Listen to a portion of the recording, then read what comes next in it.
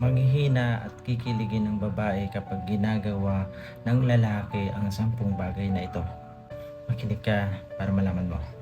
Number 1, kapag naaalala mo ang mga maliliit na bagay tungkol sa kanya, memories ninyo o tungkol sa kanya mismo, lalong-lalo na kapag lumipas na ang ilang araw. Number 2, kapag ginagawa mo siyang baldado. Alam mo yung tipong sobrang gentleman ka, inaalagaan mo siyang mabuti, maginoo ka at sobrang bait. Number 3, kapag ipinaparamdam mong priority mo siya over sa lahat. Inuuna mo muna siya bago ang sarili mo o ibang tao. Ramdam na ramdam niyang sobrang mahal mo siya.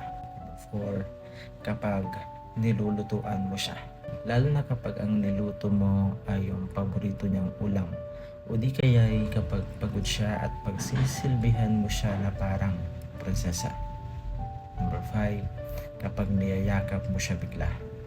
Alam mo yung bigla ka na lang yayakap sa kanya tapos sasabihin mo sa kanya kung gaano mo siya kamahal at kahalaga sa buhay mo. Number 6, kapag sorpresa mo siyang binibigyan ng bulaklak. Hindi ito practical kasi gagastos ka, pero alam mo dapat ang feeling ng babae kapag nakakatanggap ng bulaklak na galing mismo sa'yo.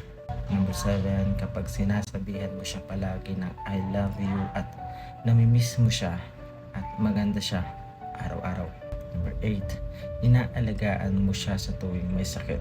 Hindi mo pinapabayaan at palaging nasa tabi ka niya kapag kailangan ka. Number 9, kapag pinag-uusapan ninyo o ikaw mismo ay may plano ka para sa inyong dalawa. May plano ka para sa future ninyo at makikita mo siyang makakasama habang buhay. Number 10, i-follow mo ako para malaman mo hindi mo kailangan gawin iyan para kiligin ang isang babae. Kailangan mo lang maging genuine at totoo. Hindi mo lang basta sinasabi na mahal mo siya araw-araw, bagkus iparamdam mo rin kung gaano mo siya kamahal at kung gaano siya kahalaga sa buhay mo. Sa totoo lang kasi, hindi naman big deal kung napapakilig mo ang isang babae o ng babaeng mahal mo. Ang mahalaga ay ang consistent ka sa tamang pagtrato mo sa kanya at maiparamdam mo na mahalaga siya araw-araw. Tandaan mo yan. God bless.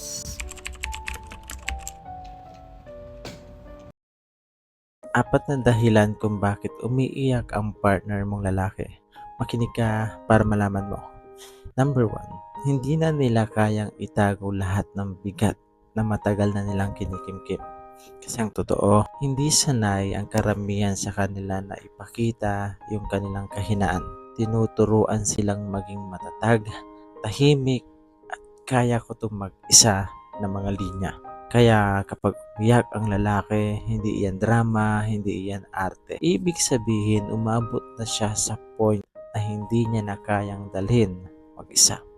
Number 2, umiiyak siya kapag pagod na siyang maging malakas para sa lahat.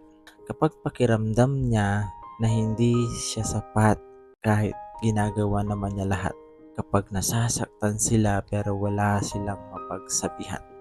3, umiiyak sila kapag takot silang mawala yung taong mahal nila. Alam mo yung kapag nararamdaman nilang unti-unti na siyang nawawala. At minsan umiiyak sila hindi dahil mahina sila, kundi dahil matagal na silang naging matibay.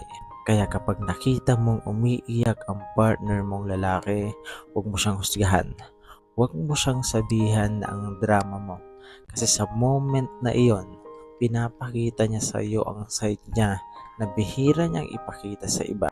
At ang pinakakailangan niya, hindi solusyon, hindi sermon, kundi yung taong tatabi sa kanya at magsasabing, okay lang iyan, nandito lang ako palagi para sa'yo. Number 4, i-follow mo ako para malaman mong ang lalaking marunong umiyak, hindi mahina. Siya ay isang taong marunong magmahal ng totoo at tunay. Tandaan mo yan. God bless. 6 na tips para maiwasan ang selos. Makinig ka para malaman mo. Number 1, matutong magtiwala. Kasi kung araw-araw ka nagdududa, ikaw rin ang mapapagod. Ang relasyon na walang tiwala, kahit gaano nyo kamahal ang isa't isa, mahihirapang tumagal. Number 2, iwasan ang sobrang pagkukumpara. Hindi lahat ng nakikita mo online totoo. Kapag lagi mong kinukumpara ang sarili mo sa iba, mas lalo kang magiging insecure. Number 3, mag-communicate ng maayos. Kapag may nararamdaman ka, sabihin mo ng maayos. Hindi yung magtatampo ka lang o manghuhula siya.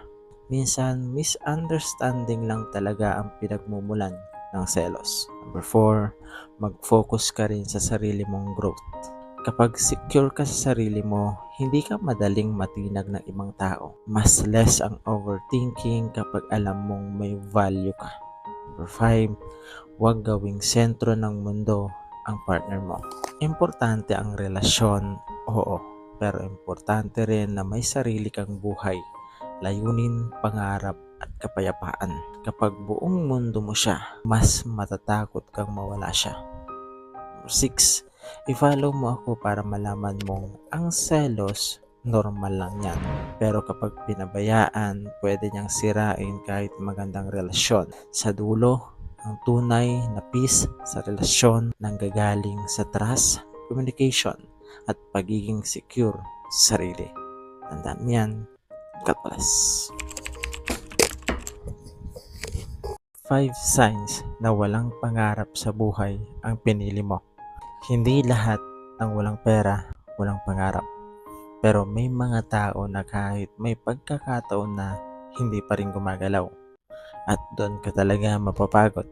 Lalo na kung kasama mo siya sa buhay. Kaya makinig ka para malaman mo. Number 1, wala siyang malinaw na plano para sa kinabukasan niya. Kapag tinatanong mo siya, anong plano mo?